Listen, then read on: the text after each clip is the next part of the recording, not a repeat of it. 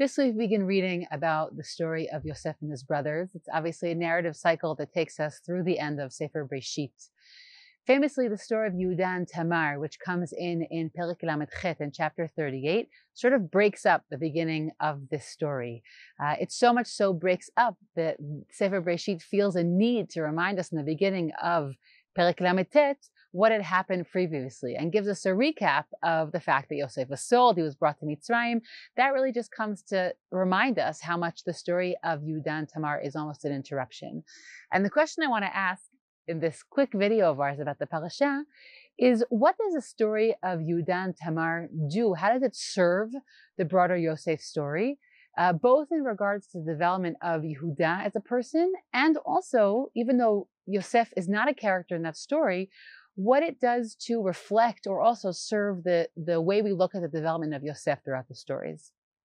So I'll save us a conversation about the linguistic connections between the story of Yehuda and Tamar and the broader narrative, Vayakerna, and we have the recognition that we have both in the story of Yehuda and the story of Yosef. And there are many other linguistic connections between the stories that Chazal speak about early on and many others.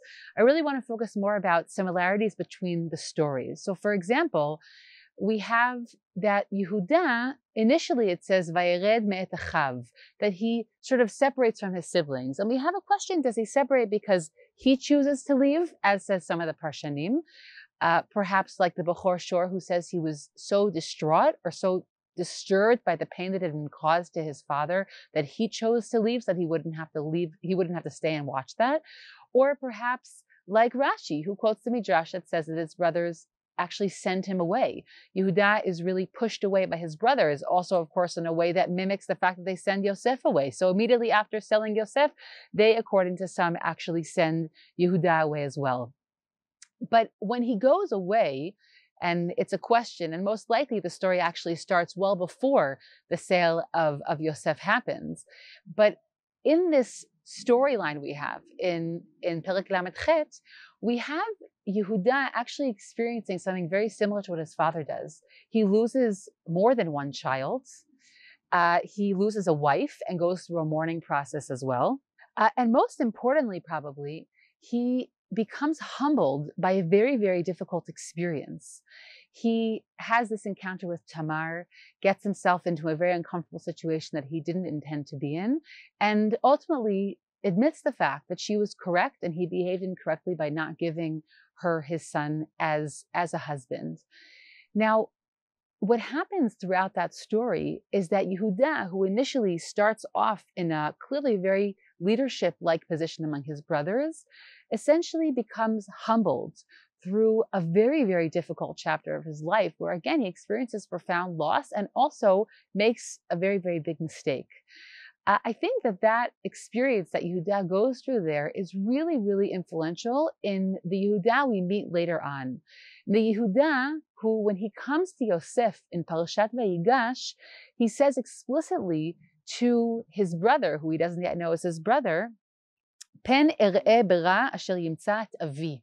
He says, I cannot leave you, Binyamin, because I cannot bear to see the distraught or the tremendous tragedy that will befall my father. What we see is that what he was able to commit earlier on when he sells Yosef, years later when it comes to Binyamin, he's not able to repeat that same mistake.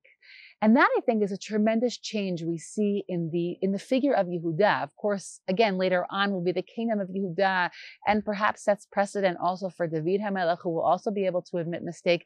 But Yehuda himself, within the Yosef narrative, we see a tremendous growth that happens. It seems very clearly, or at least the Sefer Breshit is presenting it as a result of being really humbled and sort of put in his place almost by the difficult personal story and personal losses that he experiences. I think in a parallel way, we see something very similar by Yosef. Yosef also starts off extremely confidently. He has these dreams. He has a very strong sense of self.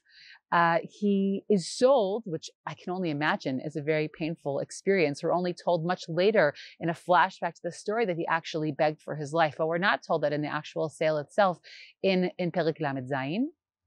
But he goes, he's sold to Egypt, and once again, he's successful. He's this really good-looking, successful young man who, even in Egypt, in this new society, finds himself in a wonderful space in the house of Potiphar. It's only after another encounter with a woman, which connects him, I believe, in that way, also with the story of Yehuda and Tamar, after another compromising encounter, in this case with Eshet Potiphar, that he's thrown into jail. And it's in this moment of his life when he meets the two people who initially forget about him, who he interprets their dreams, and he's still left there to rot in jail. It's only once he's released after that difficult point in his life that after that, whenever he has success, he attributes it directly to God. When he successfully interprets Paro's dream, at least to the satisfaction of Paro, when he later meets his brothers and they discover that he's alive and doing very well, never again will Yosef, who will remain confident, never again will he be confident without attributing his success to the divine providence of God. It seems that, like his brother Yehuda, Yosef has to go through some really, really, really humbling experiences for him to recognize his true place in how much he can take agency over his life's developments. And I think that while it's a really, really painful, difficult lesson that the narrative or the broader cycle of narratives of the Yosef story teach us, it's that we can be unbelievably, potentially successful, confident people like Yehuda and like Yosef, both of whom will merit and deserve being the head of their own dynasties, right? Of the northern kingdom in the case of Yosef, and in the southern kingdom in the case of Yehuda. But not only do we have to be people who recognize our mistakes, but we have to be people who are able to accurately see how much we can control each scenario. Yehuda realizes that he behaved inappropriately in the way he tried to control the scenario with Tamar and his children. And Yosef himself realizes that, yep, I'm really, really talented and insightful.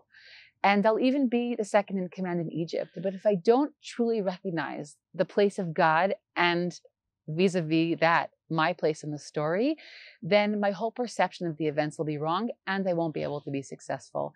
And I think that among the many things we learn from the Yosef narratives, that to me is one of the most powerful lessons. Shabbat Shalom.